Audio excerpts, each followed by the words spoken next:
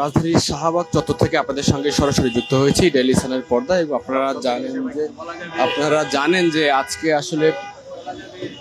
জানেন যে আসলে দীর্ঘ 4 ঘন্টা ধরে অবরোধ ছিল এই শাহবাগ চত্বর, এবং দীর্ঘ 4 ঘন্টা পর অবশেষে আবারও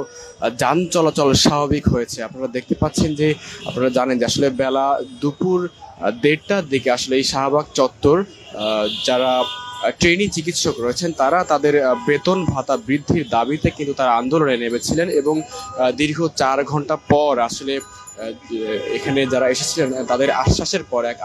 পর আসলে তারা অবশেষে তাদের যেই অবস্থান সেই অবস্থান থেকে তারা ফিরে এসেছেন। এবং আপনারা জানেন যে কিছুক্ষণ আগে আসলে এই আন্দোলনে কিন্তু বঙ্গবন্ধু শেখ মুজিব মেডিকেল বিশ্ববিদ্যালয়ের ভিসি যিনি রয়েছেন তিনি কিন্তু এসেছিলেন, এবং আসার পরে আসলে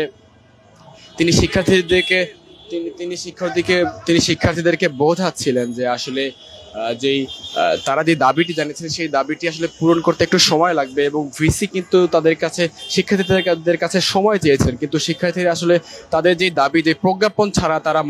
বাসায় ফিরবেন না এমন কথাটি কিন্তু শিক্ষার্থীরা বলছিলেন। অবশেষে এখানে কিন্তু বৈষম্য বিরোধী ছাত্র আন্দোলনের সমন্বয়ক সার্জিস আলম, নাগরিক কমিটির মুখ্য সমন্বয়ক সার্জিস আলম তিনি কিন্তু আসলে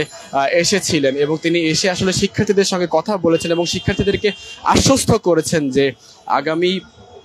2 দিনের মধ্যে আসলে প্রজ্ঞাপন জারি করা হবে, এবং প্রজ্ঞাপনটি তাদেরকে নিশ্চিতভাবে আশ্বস্ত করেছেন। এবং আপনারা জানেন যে সচিবালয়ের পক্ষ থেকে আসলে সচিবালয়ে কিন্তু শিক্ষার্থীদের একটি টিম গিয়েছিল, এবং সেখানে কিন্তু শিক্ষার্থীদেরকে সেম কথাটি বলা হয়েছে যে কয়েকদিন সময় লাগবে, এবং সচিবালয় থেকে কিন্তু সময় চাওয়া হয়েছিল, এবং বঙ্গবন্ধু শেখ মুজিব মেডিকেল বিশ্ববিদ্যালয়ের যিনি ভিসি তিনিও কিন্তু সময় চেয়েছিলেন। এবং অবশেষে আসলে দীর্ঘ 4 ঘন্টা যানজট থাকার পরে আসলে দীর্ঘ 4 ঘন্টা পর আবারও কিন্তু যানবাহন চলাচল শুরু হয়েছে। আপনারা দেখতে পাচ্ছেন যে যানবাহনের যে দীর্ঘ লম্বা সারি সেটি কিন্তু একেবারে পৌঁছে গেছে সায়েন্স ল্যাব পার হয়ে, কিন্তু ওই একেবারে শেষ প্রান্তে কিন্তু চলে গেছে, এবং পুরান ঢাকা হয়ে সদরঘাট হয়ে যে যানবাহনগুলো সেই যানবাহনগুলো কিন্তু একেবারে সদরঘাট পেরিয়ে কিন্তু যাত্রাবাড়ির মোড় পর্যন্ত একেবারে পৌঁছে গিয়েছিল এই ট্রাফিক জ্যাম, এবং সেটি কিন্তু এখন কিন্তু সচল হয়েছে। আপনারা দেখতে পাচ্ছেন যানবাহন চলাচল কিন্তু এখন একেবারে একটু স্বাভাবিক হওয়া শুরু করেছে। এবং আমরা এখানে কিন্তু যাত্রীদের সঙ্গে কথা বলেছিলাম, যাত্রীরা কিন্তু বেশ খুব ক্ষোভ প্রকাশ করেছেন যে কিছু হলেই যে এই যে শাহবাগে আন্দোলন, কিছু হলেই যে শাহবাগ একেবারে বন্ধ করে দেওয়া, এটি কিন্তু আসলে যাত্রীদের বেশ ভোগান্তির কারণ। এবং যাত্রীরা যারা রয়েছেন, বিশেষ করে চালকরা যারা রয়েছেন তারা কিন্তু আমাদেরকে জানিয়েছেন যে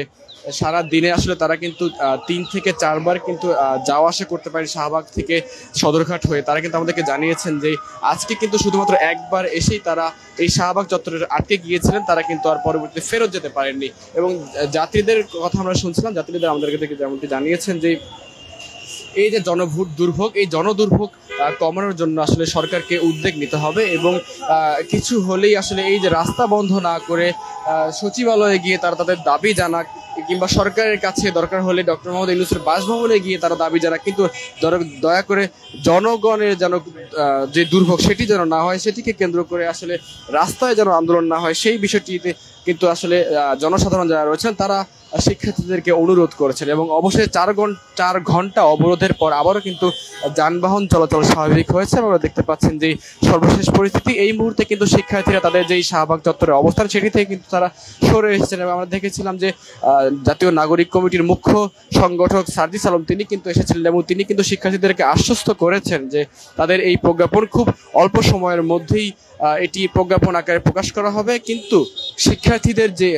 চিকিৎসকদের যেই কর্মবিরতি সেটি কিন্তু চিকিৎসকরা চালিয়ে যাবেন, সেটি কিন্তু চিকিৎসকরা সার্জিস আলমের সামনেই বলেছেন যে তাদের কর্মবিরতি প্রজ্ঞাপন না পাওয়া পর্যন্ত চলমান থাকবে, তবে এই মুহূর্তে তারা তাদের যেই রাস্তা অবরোধ কর্মসূচি সেটি থেকে তারা সরে এসেছেন। দর্শক, জানাচ্ছিলাম শাহবাগ চত্বর থেকে ডেইলি সানের পর্দায় আমি জায়েদ হোসেন মিশু। আমরা ক্ষণে ক্ষণে আপনাদের সঙ্গে যুক্ত হব এবং দেশের সকল খবর সবার আগে পৌঁছে দেওয়ার চেষ্টা করবো। এতক্ষণ আমার সঙ্গে থাকার জন্য সবাইকে ধন্যবাদ জানাচ্ছি।